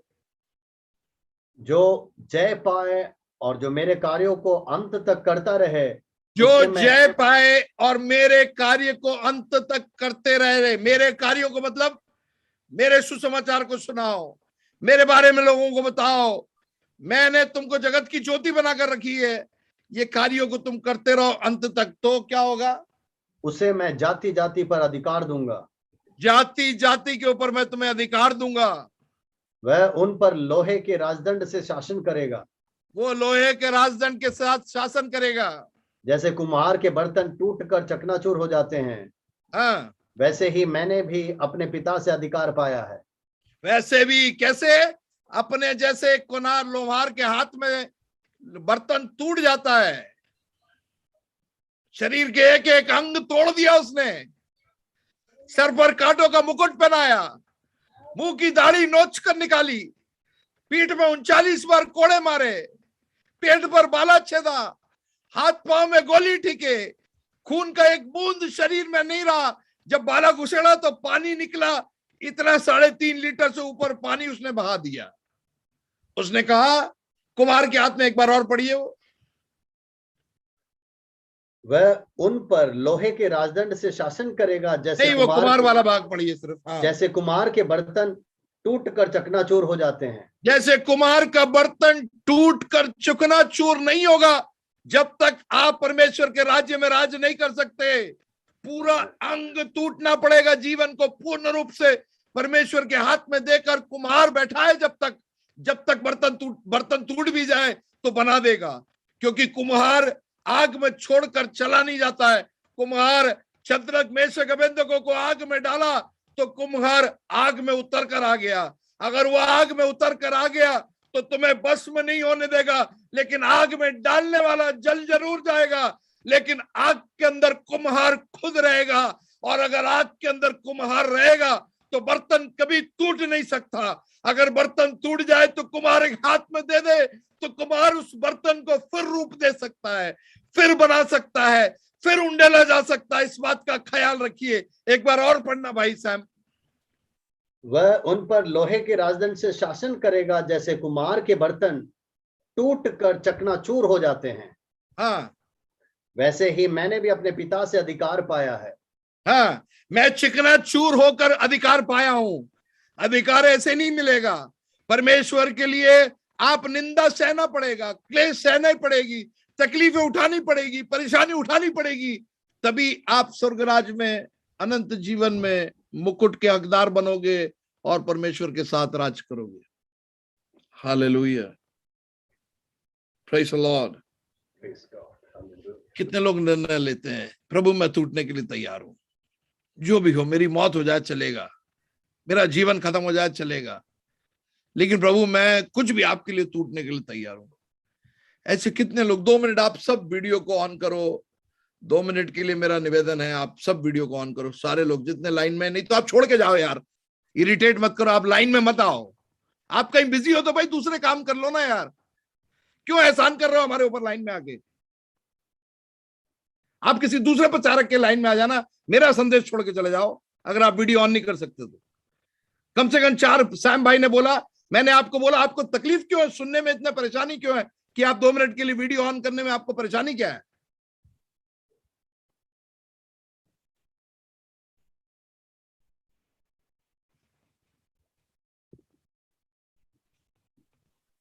निर्णय लीजिए। कितने लोग निर्णय लेते हैं वचन के सामने, मैं अपने आप को समर्पण कर रहा हूं प्रभु, जैसे कहा कि मैं टूटने के लिए तैयार हूं। एक चीज याद रखना, टूट जाए तो तोड़कर छोड़ने वाला नहीं है, टूटेगा तो वहीं बैठा रहेगा कुमार आग के अंदर, और तुम्हें निकाल के लाएगा, पूरी दुनिया देखेगी।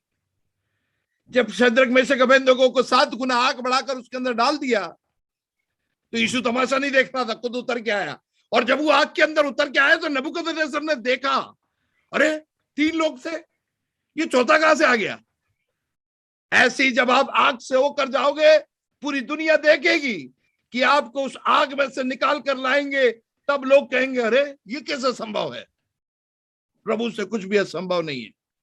कितने लोग आज रात को ऑनेस्टली निर्णय लेते हैं कि प्रभु मैं आज अपने आप को तोड़ने के लिए तैयार हूं, पूर्ण रूप से। आपको जो करना है प्रभु, आपको मारो, मैं मिट्टी हूं, आप तोड़ दो, जो करना कर लो, मुझे भरोसा है कि आप फिर बना दोगे मुझे। अपने आप को समर्पण करो, अपने हाथों को उठाकर इस बात को अंगीकार करो। जितने लोग प्रभु पर, मैं जबरदस्ती नहीं है, अगर आप वचन के द्वारा आशीष पाए हो तो अपने हाथ को उठाइए, शर्माने की जरूरत नहीं है। परमेश्वर के सामने ये निर्णय लीजिए कि प्रभु मैं तैयार हूं, मैं अपने आप को समर्पण कर रहा हूं प्रभु। यीशु के पीछे मैं चलने लगा। इस गाने के बारे में बताऊं आपको, ये एक भारतीय ने लिखा है। अरुणाचल प्रदेश में गोरो ट्राइब करके ट्राइब थे, जो लोगों की गर्दनों को काटकर माला बनाकर घर पे डालते थे। भारत में 100-150 साल पहले 2 यूरोप के मिशनरी आए और उनको यीशु के बारे में बताया। तो ये भयंकर जो मनुष्य को खाने वाले जानवर टाइप के लोग ने, एक परिवार ने यीशु को ग्रहण किया। जब वहां का राजा को पता चला कि उन्होंने कोई दूसरा राजा को मानते हैं और वहां का गांव का राजा को नहीं मानते, तो गुस्सा हो गया। उसने सारे लोगों को बुलाया, इस परिवार को आगे खड़ा किया और बोले यीशु को तिरस्कार करो। तो ये आदमी ने गाने लिखे, यीशु के पीछे मैं चलने लगा, ना लौटूंगा ना लौटूंगा। तो उन्होंने बोला कि इनके बच्चों को मार डालो। 2 बच्चे थे छोटे, इन्होंने बाण और धनुष लेकर दोनों बच्चों को मार गिराया। फिर पूछा पिताजी से, मैं तुम्हें एक और बार मौका दे रहा हूं, तुम यीशु को तिरस्कार करो, हम तुम्हारी पत्नी को छोड़ देंगे। तो उसने कहा, घर कोई मेरे साथ ना आए, ना लौटूंगा ना लौटूंगा। उन्होंने आदेश दिया, राजा ने पत्नी को मार दिया, बाण से मर गई। आखिरी बार फिर पूछा कि एक बार और तुझे मौका दे रहे हैं, यीशु को तिरस्कार कर दो तो तुम्हें छोड़ देंगे। उसने गाने लिखे, क्रूस मेरे आगे दुनिया मेरे पीछे, ना लौटूंगा ना लौटूंगा। उसने अपनी जान दे दी। जब वो गिर के मर के नीचे गिर गया तो राजा विचलित हो गया। राजा ने पूछा, ये कौन है यीशु मसीह? 2000 साल पहले धरती पर आया और इस बाप को इतना भी चिंता नहीं हुआ कि इसने अपने परिवार को बचाने का मौका था, लेकिन इसने फिर भी यीशु को तिरस्कार नहीं किया। इसने अपने बच्चों को मरने दिया और खुद को भी मरने दिया, लेकिन इसने यीशु को तिरस्कार नहीं किया।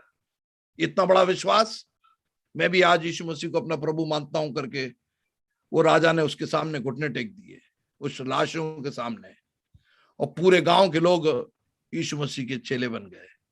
आपको मालूम है, जब तक ये बीज, गेहूं का दाना नीचे गिरकर टूटेगा नहीं, गिरेगा नहीं, जब तक फल नहीं ला सकता, जब तक पेड़ नहीं बनेगा। आज आप तोड़ने के लिए, टूटने के लिए तैयार हो। स्नेहा, तुमको ये गाना आता है, यीशु के पीछे मैं चलने लगा, तो you can sing this song in Hindi. आप एक समर्पण करिए, और जीवन और मृत्यु हमारे लिए तो मरना लाभ है। जब परमेश्वर के लोग मर जाते हैं तो ये बोलते हैं कि वो, इंग्लिश में वैसे बोलते हैं, प्रमोटेड टू ग्लोरी। हमारे लिए मरना भी प्रमोशन है। नहीं तो चेले मूर्ख नहीं थे कि क्रूस पर अपनी जान, उन्होंने क्रूस पर लेटकर अपनी जान दे दी। सब भग सकते थे, लेकिन ये 40-50 साल की जिंदगी तो खत्म हो जाएगी जल्दी, क्षण भर में। लेकिन जो अनंत काल का जीवन है, उसमें नरक की आग में झक मराने से अच्छा परमेश्वर के राज, जो वचन कहता है, उसके साथ राज करने के लिए प्रभु हमको बल दे, सामर्थ दे, शक्ति दे। सताए हुए कलीसिया के लिए प्रार्थना करिए। आज भी जब हम प्रचार कर रहे हैं तो कई लोग जेल में हैं। सुसमाचार के नाई कम से कम आज 10-15 लोग अभी जेल में होंगे। आप प्रार्थनाओं को याद रखिए। कभी भी आप सतावसर होकर जाते हैं, आपको कभी भी कोई परेशानी होती है, तो आप मेरा नंबर लिख लीजिए। आप मुझे फोन कर सकते हैं व्हाट्सएप पे। हमसे जो मदद होगा हम आपको करेंगे। मेरा नंबर लिख लीजिए 9826025767। मैं फिर से बोल रहा हूं, 9826025767। 24 घंटे आप कभी भी मुझे व्हाट्सएप लगा सकते हैं, व्हाट्सएप पे मैसेज भेज सकते हैं। कभी भी आप सताव से होकर जाए, आपके परिचित हो जाए, तो आप हमें इन्फॉर्म करें। हमसे जो मदद होगा हम आपको करेंगे। प्रभु आपको बहुत आयत से आशीषित करें। ये गीत के बोल हम स्नेहा यू विल सिंग, ये गीत के बोल हम गाएंगे। आप अपने आप को समर्पण कर एक निर्णय लीजिए। भाई 4 दिन की जिंदगी है, सब कुछ खत्म हो जाएगा। मैं आपको वो दिखाने के लिए नहीं आया हूं। यहाँ पे गाड़ी घोड़ा सब कुछ ठीक है, पल भर की बात है, लेकिन अनंत जीवन के लिए अपना जीवन भी अगर देना पड़े प्रभु के लिए। यीशु मसीह ने अपने लिए अपना जीवन दे दिया, चेलों ने अपना जीवन दे दिया, पहली शताब्दी में लोगों ने अपनी जीवन दे दी। परमेश्वर का राज्य का यही खासियत है कि मौत भी हम हंसते हंसते सह लेते हैं, क्योंकि मौत हमारे लिए नुकसान नहीं, लाभ है। पौलुस कहता है, Who can separate me from the love of Christ? Shall trouble, hardships, persecution, famine, nakedness, hunger, sword, कुछ भी यीशु के प्रेम से मुझे अलग नहीं कर सकता। उस निर्णय के साथ जब स्नेहा ये गीतों की पंक्तियों को गाओगे, एक बार और निर्णय लो। और आप अगर ऐसा निर्णय लेते हो कि प्रभु मुझे अगर जीवन देना पड़े तो भी मैं तैयार हूं, ऐसे लोग गीत के बाद अगर निर्णय लेते हैं तो मैं आपके लिए प्रार्थना करना चाहूंगा, क्योंकि मैंने ये निर्णय लिया है। जीवन की सारी सुख सुविधाएं, मैं एक बिजनेसमैन हूं बाय प्रोफेशन, लेकिन जब परमेश्वर ने मुझे सताए हुए लोगों को मदद करने के लिए बुलाया, शुरू में हिचक हुई, लेकिन आज मैं आनंदित हूं। उनके वजह से जो क्लेश सह रहा हूं, वो भी हंसता गाता हुआ उस क्लेश को उठा रहा हूं। प्रभु आपको भी बल दे। जब स्नेहा गाएगी उसके बाद मैं आपको 1 मिनट का समय दूंगा। अगर आप ये निर्णय लेते हो कि मैं प्रभु के लिए अपनी जीवन भी देने के लिए तैयार हूं, अगर ऐसी परिस्थिति मेरे साथ आती है तो मैं उसके लिए भी तैयार हूं। उस समर्पण के लिए मैं आपके लिए प्रार्थना करूंगा और हम वचन को समाप्त करेंगे। Hallelujah, praise the Lord. यीशु के पीछे मैं चलने लगा, यीशु के पीछे मैं चलने लगा, यीशु के पीछे मैं चलने लगा। ना लौटूंगा, ना लौटूंगा, संसार को छोड़कर, सलीब को लेकर, संसार को छोड़कर, सलीब को लेकर, संसार को छोड़कर, सलीब को लेकर, ताज पाऊंगा, ताज पाऊंगा। गर कोई मेरे साथ ना आए, गर कोई मेरे साथ न आए, गर कोई मेरे साथ न आए, ना लौटूंगा, ना लौटूंगा। I have decided to follow Jesus. I have decided to follow Jesus. I have decided to follow Jesus. No turning back, no turning back. यीशु के पीछे हम चलने लगे, यीशु के पीछे हम चलने लगे, यीशु के पीछे लगे, ना लौटूंगा, ना लौटेंगे। Hallelujah, praise the Lord. संसार को छोड़कर, सलीब को लेकर, संसार को छोड़कर, सलीब को लेकर, संसार को छोड़कर, सलीब को लेकर, ना लौटेंगा,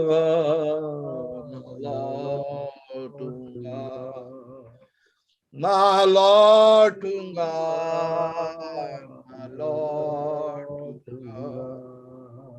ना लौटूंगा, ना लौटूंगा। कितने लोग निर्णय लेते हैं आज परमेश्वर की उपस्थिति में, प्रभु कैसी भी परिस्थिति हो जीवन में, परमेश्वर आने वाले दिनों में हमें नहीं मालूम क्या परिस्थिति बनती है, कितना सताव कलीसिया को झेलना है, लेकिन प्रभु जैसे आपने और चेलों ने हंसते हंसते अपनी जान प्रभु को हाथ में सौंपा परमेश्वर, वैसे हमको मौका मिलेगा, पीछे तो नहीं हटेंगे परमेश्वर, लेकिन आत्मा में बने रहेंगे वो पूरे सामर्थ के साथ। अगर मैं अपनी जिंदगी पलट कर देखूं, 6 साल ऐशो आराम के साथ राजाओं के जैसे जी सकता था, लेकिन परमेश्वर ने मेरे अंदर ये बोझ दिया कि सताए हुए लोगों के साथ खड़े हो। उसकी वजह से कई बार ऐसा लगा कि डूब जाऊंगा, लेकिन जब तक नाव में अगर यीशु मसीह है तो नाव कभी डूबेगा नहीं। नाव में अगर यीशु मसीह है तो नाव को नैया पार वो लगा कर ही छोड़ेगा।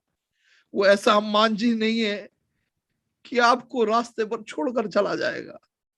पत्रोस को लगा कि वो डूब गया, लेकिन बिल्कुल सही समय पर अपने हाथ को बढ़ाकर हमको उस डूब में से बचाकर वापस अपने जगह पर ले आता है। और यही इसी के लिए प्रभु आपने हमें चुना परमेश्वर। आज रात को कितने लोग निर्णय लेते हैं कि प्रभु ऐसा मौका मुझे लगा, मैं अपना जीवन परमेश्वर के लिए देने के लिए तैयार हूं कर कर। कितने लोग आज निर्णय लेते हैं? अपने हाथों को उठाइए, मिलकर प्रार्थना करेंगे। आप 2 मिनट अपने हाथों को उठाकर परमेश्वर के सामने समर्पण करें कि प्रभु कैसी भी परिस्थिति हो, पीछे हटने का तो सवाल ही नहीं है प्रभु। चाहे कुछ भी हो, हम पीछे नहीं हटेंगे। प्रभु इन जिन लोगों ने निर्णय लिया है परमेश्वर, उनके लिए मैं धन्यवाद करता हूं। मेरे सामने नहीं, इन्होंने आपके सामने एक समर्पण किया परमेश्वर। ऐसे निर्णय पर अंत तक जैसे पौलुस ने अपनी दौड़ को पूरी करी प्रभु, आत्मा के द्वारा अपनी दौड़ को पूरी कर प्रभु मंजिल को पाने के लिए दौड़ते तो कई लोग हैं परमेश्वर, लेकिन मंजिल में हर कोई पहुंच नहीं पाता है। कई लोग रास्ते में गिर जाते हैं परमेश्वर। प्रभु इजिप्ट से 25 लाख से ऊपर लोग निकले, लेकिन जोशुआ और कालेब खाली मंजिल तक पहुंचे। निकले तो बहुत लोग हैं प्रभु, लेकिन हम मंजिल में पहुंचने के लिए निकले हैं प्रभु। जिस उद्देश्य से आपने धरती पर लोगों को भेजा है, जब तक ये उद्देश्य उनके जीवन में पूरा ना हो, जब तक इनका बाल बाका ना होने पाए परमेश्वर। लहू के बाड़े में इनके और इनके परिवारों को बांध देते प्रभु। जिस उद्देश्य से आपने धरती पर भेजा है वो उद्देश्य इनके जीवनों में पूरा होने के लिए कोई भी रुकावट शैतान ना डालने पाए, लेकिन सामर्थ के साथ, मजबूत के साथ परमेश्वर के राज्य के लिए दौड़ को पूरी करने के लिए पौलुस पलट कर खड़ा होकर बोला कि मैंने अपनी दौड़ को पूरी कर ली। यीशु मसीह ने क्रूस पर कहा कि फिनिश्ड, मैंने अपने कार्य को पूरा कर दिया, प्रभु मेरी आत्मा ले ले।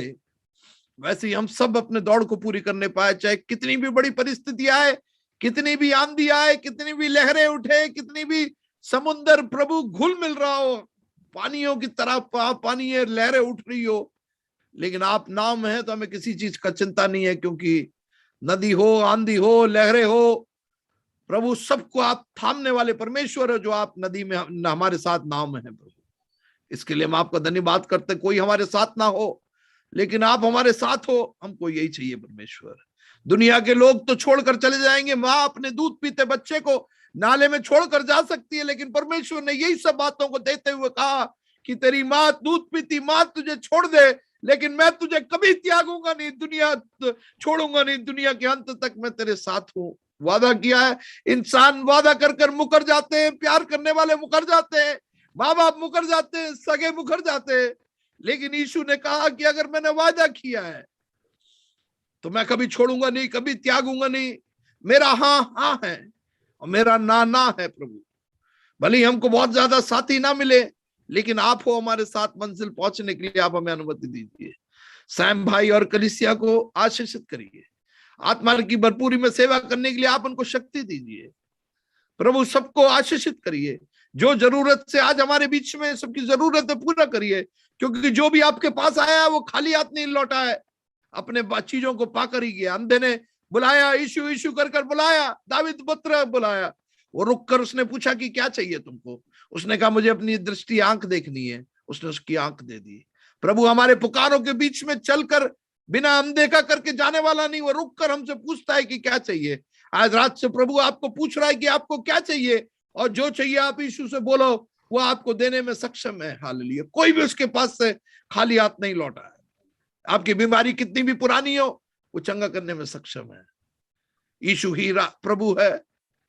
परमेश्वर वचन कहता है एवरी नी शैल बाउ in heaven on earth and under the earth and every tongue will confess that Jesus is Lord. आपके नाम की महिमा होने पाए, यीशु के नाम से मांगते हैं, सुनो, ग्रहण करिए। आमीन। आमेन आमेन आमेन आमेन Thank you very much. आमेन आमेन। धन्यवाद धन्यवाद ब्रदर शुभ थॉमस, धन्यवाद।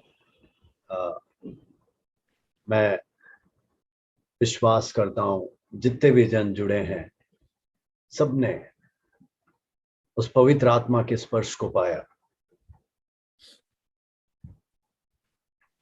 मैं क्या बोलूं, क्योंकि बोल बहुत ही कम हो जाएंगे। इस प्रभु के दास को परमेश्वर ने, जब वो नौकरी कर रहे थे, बहुत ही उच्च पदवी में थे, है ना, HCL कंपनी में, है ना, काफी उच्च स्थान पे नौकरी कर रहे थे। उसके बाद वो बिजनेस में आए और फिर अमेरिका में सेटल हो गए थे। लेकिन 6 साल पहले परमेश्वर ने उनको कहा, बेटा तेरा नौकरी, तेरा धन दौलत, सब कुछ सताई हुई कलीसिया के लिए लौटा दे दे भारत में प्रभु के बच्चों के लिए। और मैं आपको बताना चाहता हूं, इस पिछले 6 साल में उन्होंने अपने जवानी में कमाया हुआ लगभग 2.5 करोड़ से ज्यादा रुपया उन्होंने सताई हुई कलीसिया में लगा दी। उन परिवारों को, पासवानों को, सिपाहियों को उन्होंने बांट दिया। उन्होंने कहा अब मैं इस यीशु की सेवा करूंगा। इसीलिए वो सामर्थ से आज परमेश्वर ने इस्तेमाल कर रहा है। कई बार आपको ये सब सिखाया जाता है तो सीखने को तैयार नहीं होते। लोगों को बस आराम फरमाना है, सोना है। लोगों को प्रभु के लिए कुछ भी नहीं करना है। उन्हें अपना परिवार संभालना है, अपना घर संभालना है, बाल बच्चे संभालने हैं। आज आपने फिर सुन लिया। मेरे मुंह से सुनते हैं तो अच्छा नहीं लगता कई बार आपको, लेकिन ये देखिए, जिन्होंने अपने जीवन में ये सब करके दिखाया, उन्होंने अपने जीवन से ये सब सच्चाई को बतलाया। हालांकि मैं जानता हूं, क्योंकि शत्रु शैतान नहीं चाहता ऐसे व्यक्ति भारत देश में खड़े हों, तो इसलिए शत्रु शैतान हर कोशिशें करता है इनको रोकने के लिए। जहां कहीं भी जाते हैं वहां पर कुछ ना कुछ अड़चने ला देता, कोर्ट में केस डाल दिया है, लेकिन फिर भी डरे बिना खड़े हैं, परमेश्वर की सेवकाई कर रहे हैं। और चूंकि हमारे कई लोग जूम में नहीं आ सकते, यूट्यूब लाइव था, है ना, तो इसलिए मैं जानता हूं कि उन्होंने आधी बात भी रखी नहीं। बहुत ही अपने आप को संभाले वो बातचीत कर रहे थे। लेकिन मैं विश्वास करता हूं कि जिस किसी के भी कान हैं उन्होंने सुन लिया है। अब इससे ज्यादा क्या चाहिए? इससे ज्यादा क्या चाहिए? पास्टर शुभू थॉमस, हम अपने हर उपवास प्रार्थना में और हर गैदरिंग में आपके लिए प्रार्थना करते हैं, परसिक्यूशन रिलीफ के लिए प्रार्थना करते हैं, और हमसे जो हो सकता है हम हर समय करने के लिए तैयार हैं। आपके लिए दुआ करते हैं, उपवास करते हैं, और साथ ही साथ आगे भी हम यही कोशिश करेंगे कि हमारी कलीसिया, हमारे मिनिस्ट्री इस बड़ी सेवकाई में आपके साथ हर समय रहे। और हम विश्वास करते हैं कि परमेश्वर सहायता करेगा, मदद करेगा, कि आत्मा के बड़े सामर्थ के साथ इन अंतिम दिनों में वो आपको इस्तेमाल करेगा। और हमारे कलीसिया में करीब 17-18 राज्यों के विश्वासी लोग हैं, अलग अलग जगहों से। तो मैं विश्वास करता हूं कि ये सब संदेशा हर जगह पहुंचेगा और प्रभु का नाम और ऊंचा होगा। आइए हम आखिरी प्रार्थना करते हुए इस सभा को समाप्त करें। स्वर्गीय पिता परमेश्वर, तेरे पुत्र यीशु मसीह के नाम से हम तेरे चरणों में आते हैं। प्यारे प्रभु जी, जैसे तेरा वचन कहता है, ना तो बल से ना ताकत से, पर तेरी आत्मा के द्वारा सब कुछ संभव है। Hallelujah, hallelujah. तेरे दास को तू इस्तेमाल कर, उनके परिवार को तू और अनुग्रहित कर और साहस दे परमेश्वर, ताकि निडरता के साथ जहां कहीं भी तू ले जाता है वहां जाने के लिए और तेरे लिए खड़े होने के लिए तू उन्हें मदद कर। जिस रीति से प्रभु सताए हुए कलीसियाओं को, पासवानों को, विश्वासियों को, विधवाओं को वो सहारा दे रहे हैं, प्रभु जी तू उनकी जरूरतें पूरी कर। और प्रभु होने दे कि इस मिनिस्ट्री के द्वारा, इस सेवकाई के द्वारा लाखों लाखों लोग आश्वासन पाने पाए, शांति पाने पाए, सुकून पाने पाए। आज रात्रि हम सभी से तूने बातचीत किया, इसलिए धन्यवाद, धन्यवाद प्रभु जी। हालेलुया। प्रभु जी, जितने लोगों ने भी इसको सुना, पवित्र आत्मा एक विशेष रूप से स्पर्श करे। और प्रभु जी, हम प्रार्थना करते हैं एक नए सिरे से जीने के लिए सबको तू मदद कर, सहायता कर। एक नई आग तू लगा दे परमेश्वर। हालेलुया। एक जुनून के साथ तेरी सेवा करने के लिए सबको तू मदद कर, तेरे लिए खड़े होने के लिए तू मदद कर।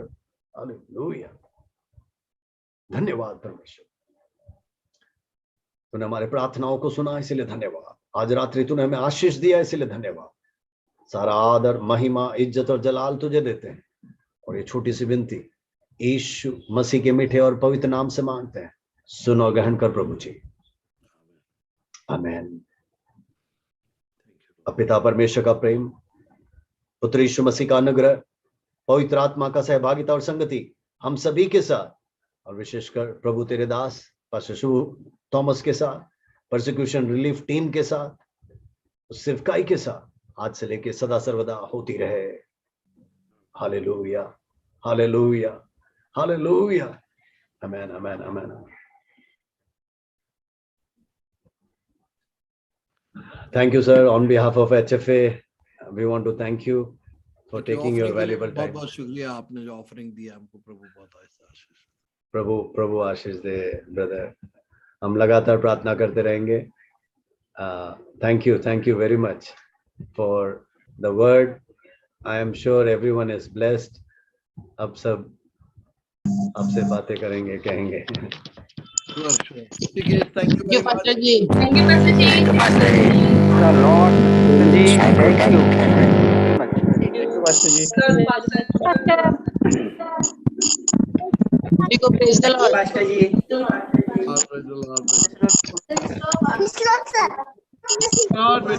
Hallelujah. Lord,